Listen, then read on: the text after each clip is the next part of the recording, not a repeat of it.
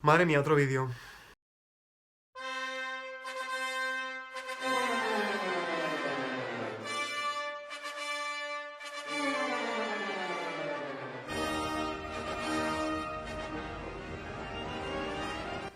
Hola.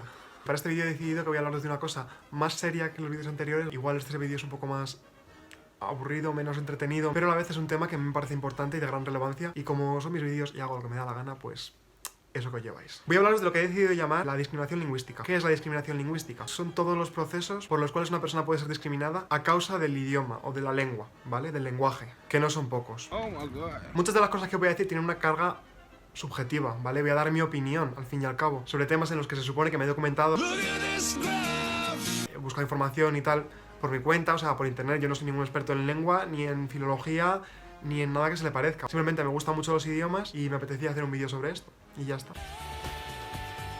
El primer ámbito en el que se puede producir discriminación para un determinado grupo de personas es en la ortografía. Y más concretamente a la hora de criticar a personas por su ortografía incorrecta. Me explico. Independientemente de las faltas de ortografía que podamos tener puntualmente, ¿vale? Que todo el mundo tiene faltas puntuales. Nadie escribe perfecto siempre, no es imposible, ¿vale? Todos tenemos faltas de ortografía de vez en cuando. Me quiero centrar más en aquellas personas que no han recibido una educación adecuada y que tienen faltas de ortografía de una manera consistente. Criticar a una persona por el hecho de que ha escrito mal una palabra, ya sea una vez o de forma recurrente, no es nada más y nada menos que, redoble de tambores, clasismo encubierto.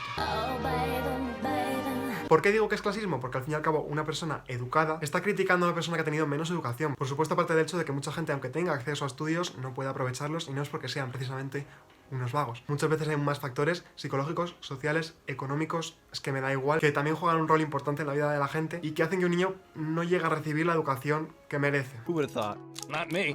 Al fin y al cabo, ¿para qué sirve la ortografía? La ortografía solamente sirve para estandarizar, para evitar confusiones, para que haya una forma homogénea de escribir las palabras, para que el mensaje pueda llegar de una forma clara y concisa al oyente. Aquí entra en juego el típico ejemplo vaca con B, vaca con V, cada uno es una cosa, lo de siempre. Pero, y aquí hay una cosa importante que hay que tener en cuenta, el lenguaje, al fin y al cabo, para lo que sirve es para comunicarse. Tú tienes un tipo de información que quieres hacer llegar a otra persona. Mientras nos entendamos entre nosotros, sigue habiendo lenguaje porque sigue habiendo comunicación. De tal manera que aunque yo escriba mal una palabra, si tú me entiendes, no hace falta nada más. Ya está, la comunicación ha tenido éxito.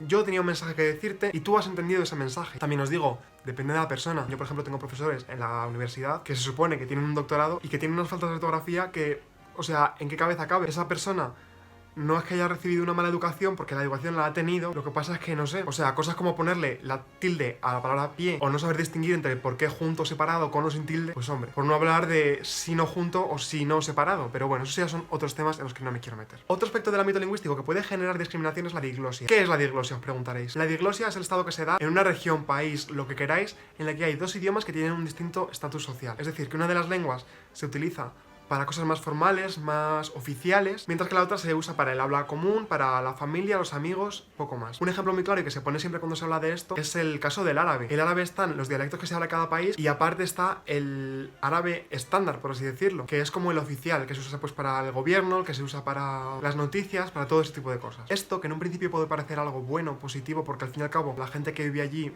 va a ser bilingüe y eso siempre viene bien, hay millones de estudios que lo verifican, en el fondo puede acarrear algún que otro problema. Por ejemplo, puede causar la desaparición de la variante, el idioma, el dialecto, o como queréis llamarlo, que tiene menos consideración oficial. Esto es algo que está pasando hoy en día. Por ejemplo, en Italia, cada una de las zonas de Italia tiene un dialecto y aparte, por encima de todos ellos, el italiano común. Lo mismo que pasaba con el árabe. ¿Qué está pasando últimamente? Sobre todo en las generaciones más jóvenes. Cada vez se habla más el italiano estándar y se están dejando de lado a los dialectos regionales. Con el paso de los años, si esto sigue así, al final se acabarán considerando lenguas muertas, no queda otra. Y eso supondría un coste cultural que es que no os podéis ni imaginar. O sea, que son idiomas que llevan ahí siglos y siglos y siglos y que de repente se dejaran de usar sería nefasto. Es que...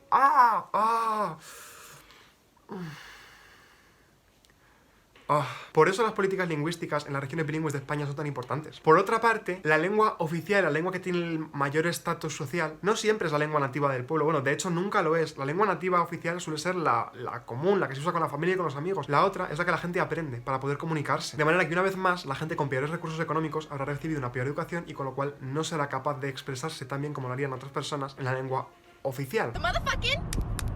Lo cual hará que estén objetivamente discriminadas. Algo parecido pasa con los acentos regionales de un mismo idioma. Esto lo vemos muy claramente aquí en España. Cada región de España tiene un acento distinto. ¿Qué pasa cuando un mismo idioma tiene varios acentos? Que básicamente pasa en todos los idiomas del mundo. Pues que hay un acento que predomina porque es el usado en las zonas más ricas de la región lingüística de la que estamos hablando. De tal manera que mucha gente de verdad cree que es el mejor acento de todos y que los que tienen un acento distinto son más incultos o directamente más tontos y que no saben expresarse como debe ser. Este es un tema que últimamente está en boca de todos por las críticas tan recientes que ha recibido el acento andaluz.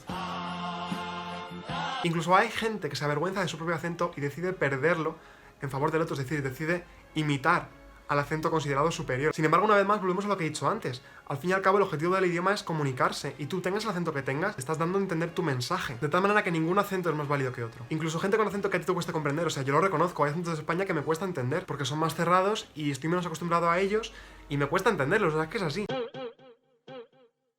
Pero incluso ellos tienen un acento válido porque al fin y al cabo, gente con ese acento entre sí se entienden. Por no hablar, por supuesto, de la gente que se ríe de extranjeros, que se han tomado la molestia de aprender tu idioma. Que por si no os habéis dado cuenta, cuando hablas un idioma extranjero, estás en una situación de inferioridad con respecto a los hablantes nativos. Al fin y al cabo, no puedes llegar a expresar todo lo que podría expresar un hablante nativo porque no tienes ni vocabulario suficiente, ni la gramática suficiente, y todo se te hace más difícil. Esto al final puede llevar, sobre todo a lo largo de las generaciones, a que miembros de una familia de inmigrantes acabe abandonando el idioma original en favor del idioma del país que les ha acogido. Y esto es algo terrible, o sea, es que pudiendo ser bilingüe, la de cosas buenas que puedes sacar de eso, y al final tengas que decidir no hablar uno de tus idiomas maternos porque se van a reír de ti, Y por último quiero hablar de lo que he decidido llamar machismo encubierto dentro del ámbito de la lengua, que es un poco distinto a las cosas anteriores, porque al fin y al cabo los casos de antes eran un poco discriminación de personas hacia la forma de usar la lengua de otras personas, y sin embargo este caso es un poco más de la lengua causando discriminación ya de por sí. ¿Cuándo creo que hay machismo encubierto en la lengua? Pues obviamente en el uso del masculino genérico como género no marcado. ¿A qué me refiero? Me refiero a cuando usamos el masculino para referirnos a un grupo en el que puede haber hombres y mujeres, entre otros casos.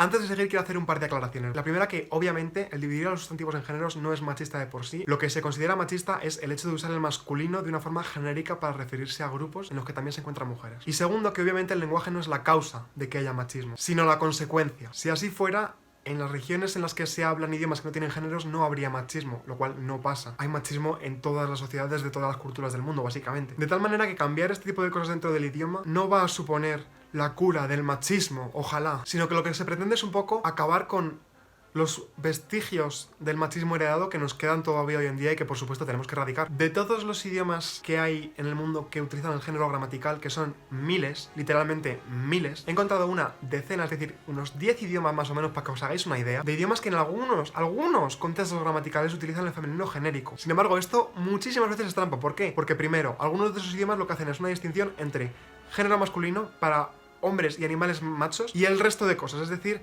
no es que utilicen el género femenino como genérico, es que lo utilizan para el resto, para mujeres y para objetos.